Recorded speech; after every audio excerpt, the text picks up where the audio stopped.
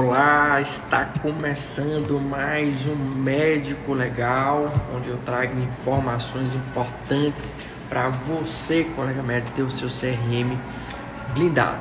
Sou o Dr. Valentim Filho, médico, advogado, e ensino você, colega, a dominar a prática médica com segurança jurídica, evitando então condenações em processos éticos e em processos judiciais.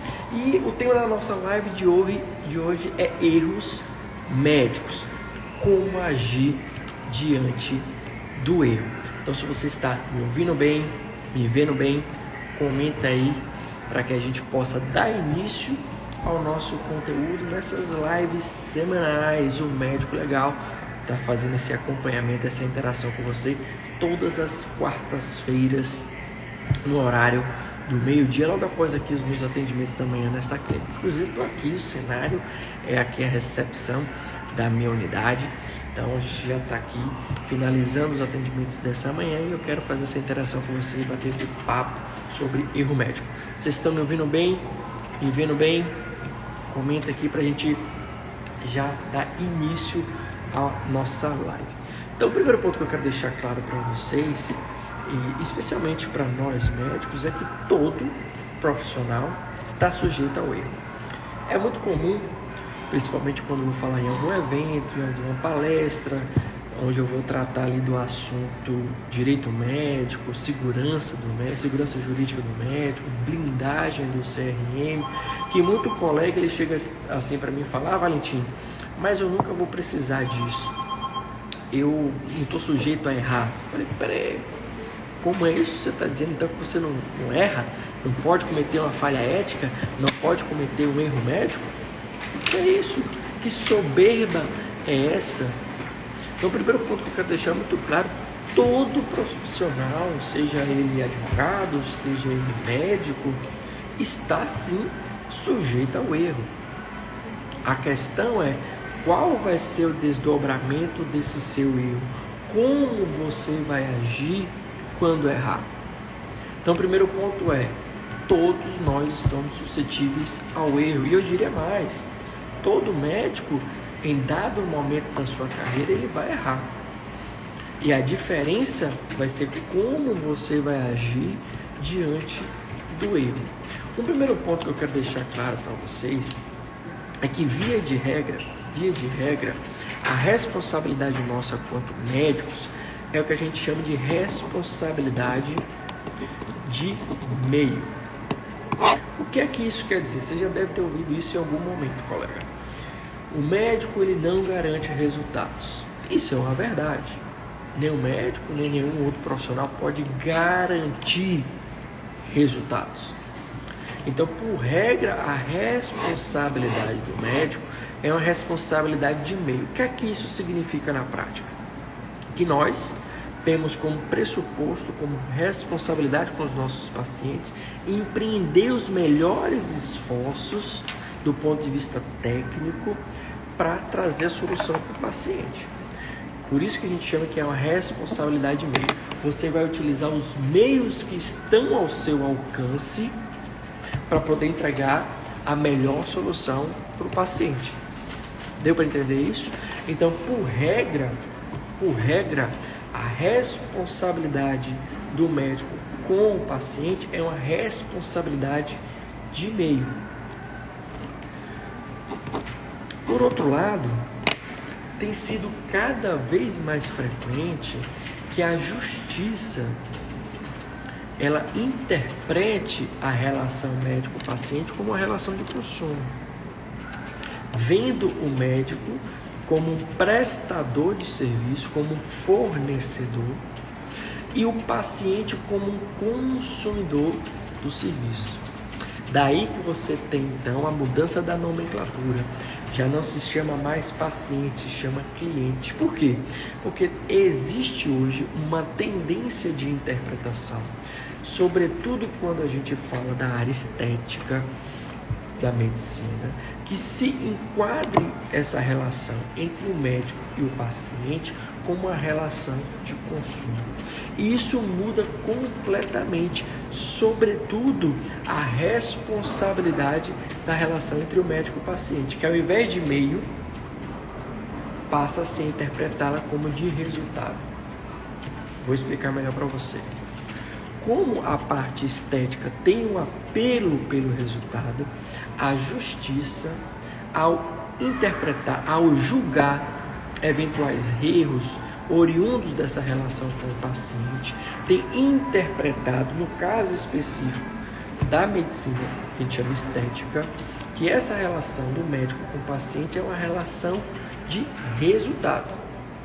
Então, por conta disso, por conta dessa relação estar atrelada ao Código de Defesa do Consumidor, o médico teria então uma obrigatoriedade em entregar aquele resultado proposto.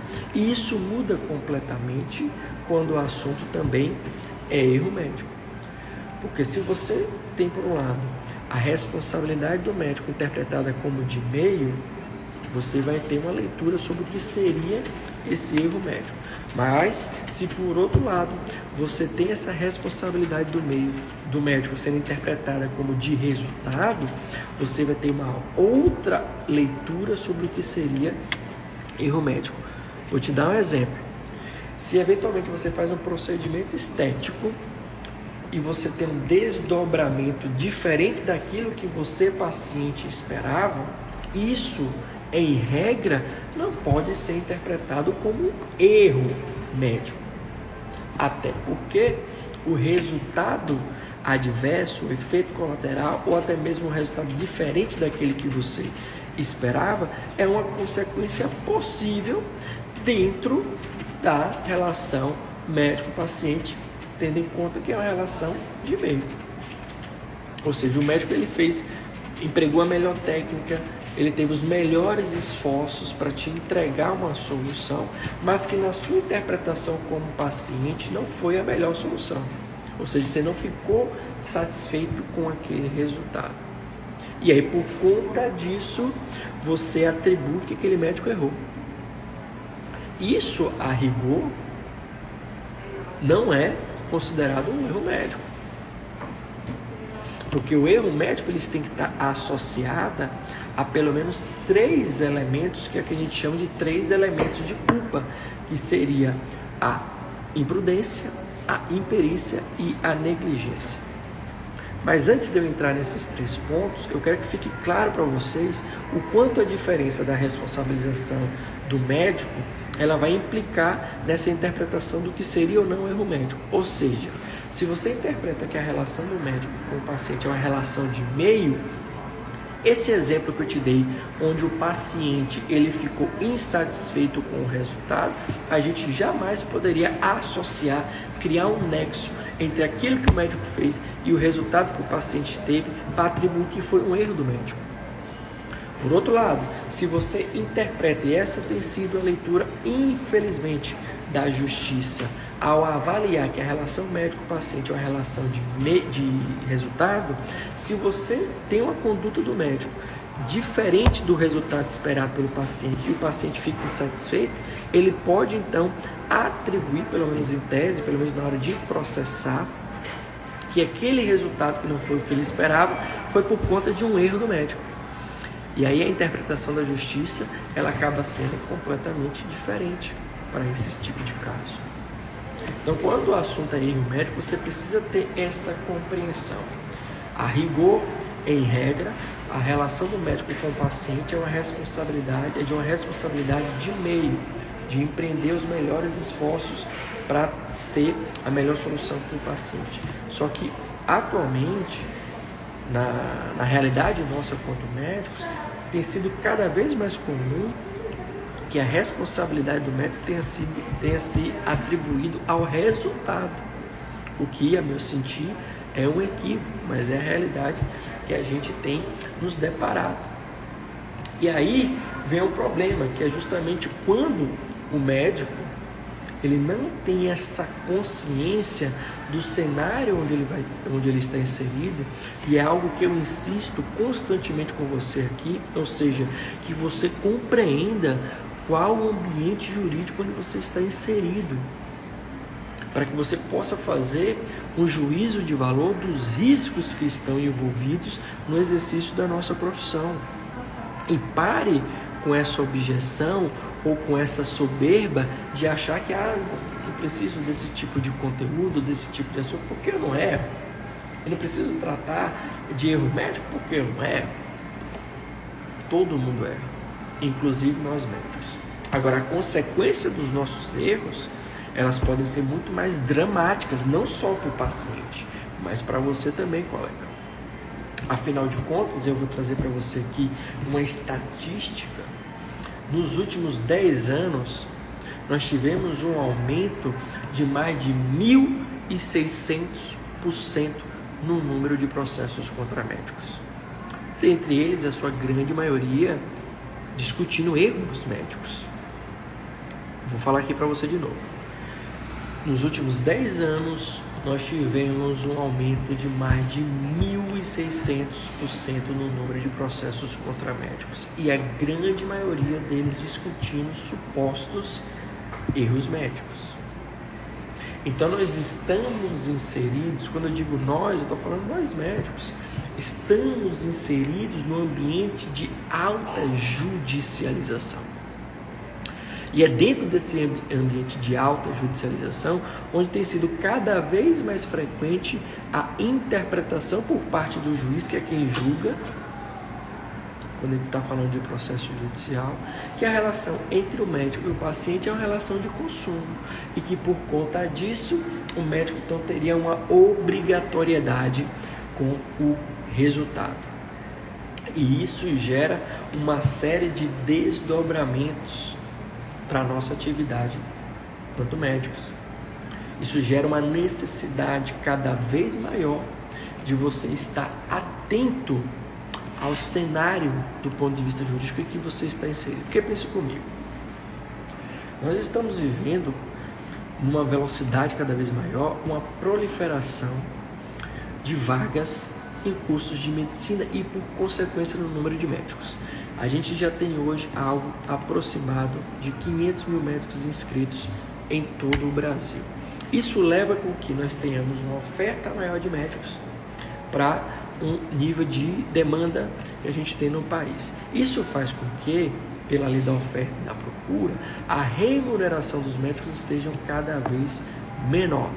Os ambientes, os postos de trabalho estão cada vez mais insalubres. O que eu quero dizer com isso? É unidade de atendimento sem infraestrutura, sem insumos, são hospitais públicos na sua maioria, mas também privados, com uma condição de trabalho inadequada, falta equipe médica, falta insumos. Você já fez um plantão, colega, num ambiente como esse, onde não tinha insumos, onde a equipe médica era reduzida e a sua carga de trabalho era absurda? Ou seja, você tinha que prestar uma série muito grande de atendimentos. E o que é que ocasiona quando você tem uma carga horária muito grande, tendo que atender muitos pacientes e, por outro lado, condições inadequadas de trabalho? Qual vai ser o resultado dessa equação? O resultado dessa equação vai ser o erro. Eu sou médico e sou também advogado, então eu tenho lugar de fala para trazer para vocês a informação de que não há nenhum curso parecido com medicina. E eu estou falando aqui no sentido de investimento intelectual, no sentido de investimento financeiro também. No meu caso, sobretudo, que fiz uma faculdade privada, eu sei o quanto isso foi custoso para mim do ponto de vista financeiro. Investimento de tempo, de dedicação, não há nada parecido. E olha que eu sou advogado, tenho uma carreira acadêmica, fiz pós-graduação, fiz mestrado, então eu estudei bastante na advocacia. Mas eu te digo que não há nenhum paralelo com o que a gente vivencia para nos tornarmos médicos. Então, é uma carga horária muito grande desde a graduação. E isso não muda quando você entra no mercado de trabalho, ao contrário, isso tende a piorar. Porque você vai enfrentar, muitas das vezes, um ambiente hostil de trabalho, um ambiente insalubre, onde você não tem as condições adequadas para poder prestar o melhor serviço ao seu paciente. Então, ambiente inadequado, carga horária grande de trabalho igual a erro. você estando sobrecarregado, você tende a errar. E a medicina é um tipo de exercício profissional que exige muito do seu raciocínio clínico. Então, o tempo todo, para a gente entregar as melhores soluções para os nossos pacientes, a gente tem que estar raciocinando clinicamente, fazendo as associações. E isso demanda de muito esforço intelectual e de energia. A gente, como médico, sabe que o nosso órgão que demanda mais energia é o nosso cérebro. E durante o exercício da nossa atividade quanto médicos, uma das coisas que a gente mais exige da nossa atenção é o raciocínio clínico, e por conta disso drena muito a nossa energia. Agora pense você, já está ali no plantão de 12, 24, alguns colegas fazem 48 horas de plantão ininterruptos, saindo de um plantão para outro, em condições inadequadas de trabalho, com um volume de atendimento absurdo. Você acha que você não vai errar? A consequência natural desse cenário é o erro. E este é o cenário da grande maioria dos colegas no dia a dia, lá na ponta. Então eu tenho dito que não há como não errar. O médico ele vai errar. Agora, o que fazer após esse erro é o que eu estou aqui tratando para vocês, é o que eu estou aqui te informando como fazer, o que fazer, que cuidados você tem que ter. E o primeiro cuidado é entender esse ambiente que você está inserido, é entender o ambiente jurídico que você está exposto, é entender que hoje, ao contrário do que seria a interpretação mais correta, ou seja, ao contrário daquela interpretação que entende que a responsabilidade do médico é a responsabilidade de meio, onde a gente empreende, a gente faz todo o possível, mas não pode garantir o resultado. Ao invés disso prevalecer, tem sido cada vez mais frequente a interpretação, sobretudo do ponto de vista judicial, da justiça, de que a nossa relação com o nosso paciente é uma relação de consumo, por conta disso a gente estaria mais atrelado ao resultado. E aí, quando do ponto de vista do paciente o resultado não vem, você supostamente teria cometido um erro. Daí é que surge aquela frase que eu falo com muita frequência: resultado adverso não é igual a erro médico. Vou reformular aqui. O resultado diferente daquilo que o paciente espera não é a mesma coisa de erro médico. Isso tem que ser pontuado, porque a gente está vivendo um fenômeno de alta judicialização da área da saúde, justamente por conta dessa propagação da ideia de que o médico tem que entregar um resultado específico e muitas das vezes o resultado que o paciente esperava. E essa não é a função do médico. Este não é o principal foco do médico. O principal foco do médico é entregar a melhor solução para aquele paciente. Dito isto, eu quero avançar com vocês sobre as 3 modalidades de culpa que vai ser avaliada do ponto de vista judicial e do ponto de vista também ético, daquilo que seria o erro médico.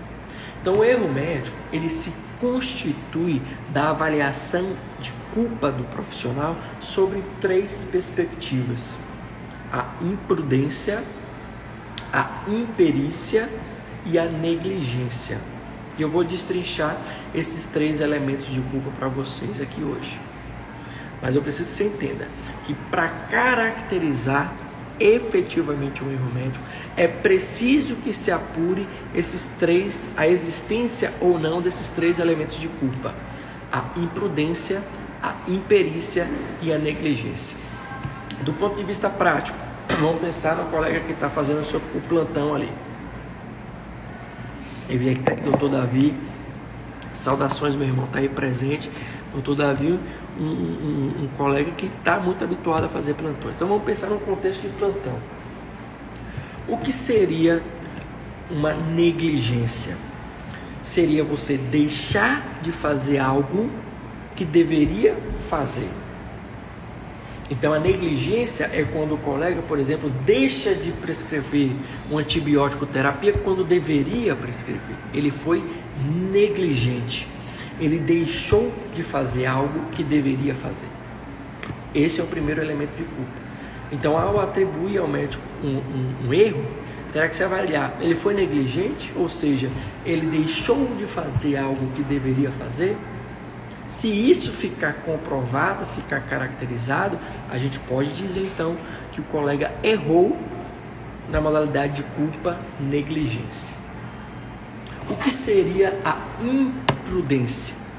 É quando o colega assume um risco que não deveria assumir.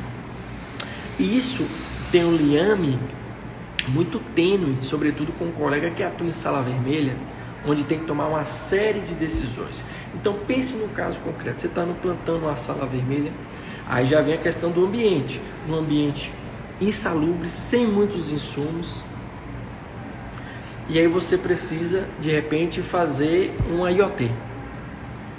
E na IoT você precisa lançar mão de algumas drogas analgésicas. Mas ao não ter esses insumos, você acaba atuando de forma imprudente, ou seja, deixa de fazer analgesia conforme a literatura prevê e passa ali o tubo. E esse paciente tem um desfecho ruim. Quando vai se apurar, quando vai ver ali o relato do procedimento, observou que você não fez o passo a passo que a literatura prevê, porque deixou de fazer determinada analgesia. Então você assumiu um risco que você não deveria assumir. Então você foi imprudente. Ou seja, pode-se atribuir um erro médico a este colega na modalidade de culpa e imprudência, porque ele assumiu um risco que não deveria assumir no exercício da sua atividade médica. E a terceira modalidade de culpa é a imperícia. A imperícia, como o nome está sugestionando, é a ausência de perícia. Neste caso, é uma falta técnica. Pensando ainda, de repente, no colega que está atuando ali no SAMU, eventualmente, tem que fazer um IoT, tem que passar um tubo, e ele não faz a manobra correta. Ele faz uma técnica errada. Então, ele foi imperito. Ele não teve a perícia necessária para fazer o procedimento. E por conta disso, o paciente teve um desfecho ruim. Então, esse erro, ele pode ser atribuído ao colega médico na modalidade imperícia. Para resumir para vocês, o erro médico, ele só vai se caracterizar na prática se houver uma destas três modalidades de culpa, que é a imperícia, a imprudência e a negligência. E quem vai provar se o médico foi imperito, imprudente ou negligente? Quem vai provar depende justamente de qual a interpretação que vai ser dada à relação do médico com o paciente. Aí a gente volta para o início da nossa live. Se a interpretação for de que a relação médico-paciente é uma relação de meio, com responsabilidade de meio, quem deve provar se o médico errou na modalidade imprudência, imperícia ou negligência é o paciente. Por outro lado, se a interpretação for de que a relação médico-paciente é uma relação de consumo e, por consequência, a responsabilidade do médico seja de resultado, quem vai provar se houve imprudência, imperícia ou negligência é o próprio médico. E isso muda completamente, porque isso implica, sobretudo para você, colega, uma carga adicional de atenção e de responsabilidade no seu dia a dia.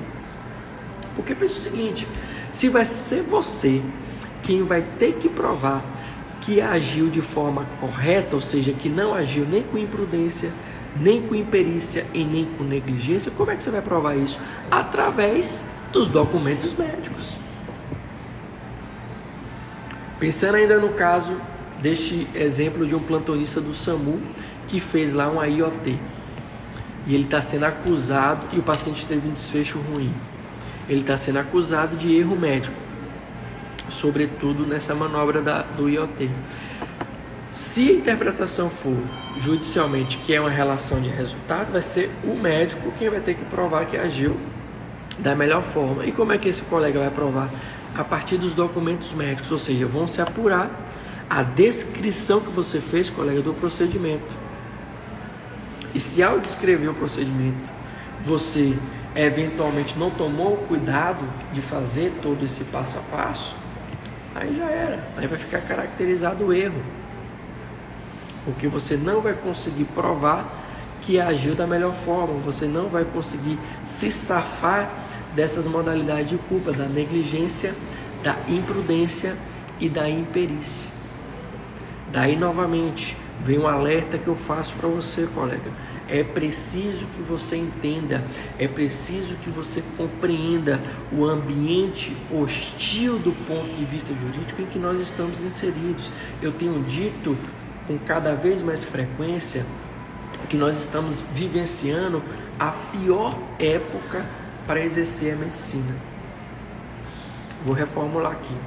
Nós estamos vivenciando a pior época para exercer a medicina do ponto de vista jurídico, a época mais arriscada. Por que eu digo isso? Porque todo o ordenamento jurídico, as normas, as resoluções, a legislação, a interpretação da justiça, tudo é desfavorável para o médico hoje. Pensa o seguinte, antigamente, vamos falar aí de 20, 30 anos atrás, a relação médico-paciente era o médico em superioridade e o paciente aqui como uma pessoa que ouvia sem questionar o médico. Só que hoje, com amplo acesso à informação, com o empoderamento do paciente a partir de legislação, de lei, da interpretação da justiça, a relação mudou. Hoje o paciente está numa posição hierarquicamente superior, até porque ele é empoderado de informações. Está aqui a internet, a rede social, nutrindo o paciente de muita informação. É muito comum, muito frequente o paciente chegar para o nosso atendimento ambulatorial já com o diagnóstico praticamente pronto, porque ele viu no Google, ele pesquisou. Então ele já chega para você com as demandas. Ah, doutor, quero que você faça isso, faça isso, faça isso. Então o paciente hoje ele é empoderado de informação. Paralelo a isso, a justiça tem interpretado, como eu falei para vocês, cada vez com mais frequência essa relação entre o médico e o paciente como uma relação de consumo. E por conta disso, somos nós médicos que temos a responsabilidade de provar que agimos de forma correta. Então pense comigo, se você não atua preventivamente se resguardando, sobretudo com os documentos médicos, você vai sobrar na hora de um processo. Você não vai ter condições de provar que não errou. Então o ambiente por exercício da medicina atualmente é o pior que a gente já vivenciou. Com isso vem a consequência. Se você não atua de forma profissional, e aqui eu estou falando não só de conhecimento técnico da medicina, mas de outras competências, dentre elas a competência jurídica, o conhecimento jurídico mínimo, você vai ser uma presa fácil no sistema. E aí vai estar sujeito às punições. E quais punições, Valentim? Um erro médico, oriundo de um ato médico, pode te gerar pelo menos 4 condenações. Então, um erro médico pode te gerar pelo menos 4 punições. Na área penal, você pode ser preso por conta de um erro médico. Na área civil, você pode ter que indenizar o paciente ou a família do paciente. Na área administrativa, você pode ser demitido do seu emprego. E na área ética, você pode perder o seu CRM. Então, um erro médico pode gerar para você, colega, 4 condenações, 4 punições em áreas diferentes. Você pode ser preso, ter que pagar a família do paciente, ter que indenizar o paciente, perder seu emprego e perder seu CRM por conta de um erro médico. Basicamente são essas 4 punições em esferas diferentes que você pode ter como desdobramento de um único erro médico, de um único ato médico. Então você acha que isso não é um assunto que tem que ser debatido. Você acha que isso não é um assunto que você tem que estar consciente, ciente, inteirado para poder atuar de forma segura no seu dia a dia. E é para isso que se presta esse perfil, para te ajudar a atuar com segurança jurídica, evitando processos, protegendo o seu CRM, protegendo a sua reputação. Então, quando eu trago um assunto como esse, é para que você tenha essa luz, é para colocar luz sobre essa escuridão que é hoje a atuação jurídica do médico. Então, acabou aquele tempo que você só tinha que entender de medicina. Isso acabou, isso está no passado. O médico que só entende de medicina, ele não prospera, ele é engolido pelo sistema.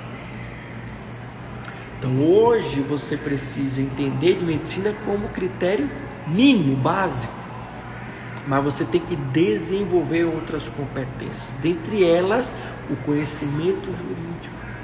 Porque é justamente isso que vai fazer com que você evite punições, condenações, processos que podem te gerar, como eu disse, pelo menos essas 4 punições. E como então eu posso, Valentim, me blindar para que esses acontecimentos, para que essas punições elas não me alcancem?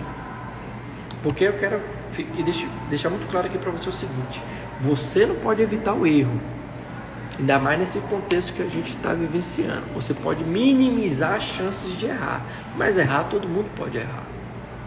Quando eu falo de blindagem, pense o seguinte: quando você blinda seu carro, quando você blinda um carro, você espera que não vai ser assaltado? Quando você blinda um carro, a garantia não é que você não vai ser assaltado, não é que você não vai ser vítima da violência, mas é que uma vez assaltado, ainda mais se for com a arma de fogo, aqueles disparos, eles não vão atingir a sua vida, que é o patrimônio que você está protegendo.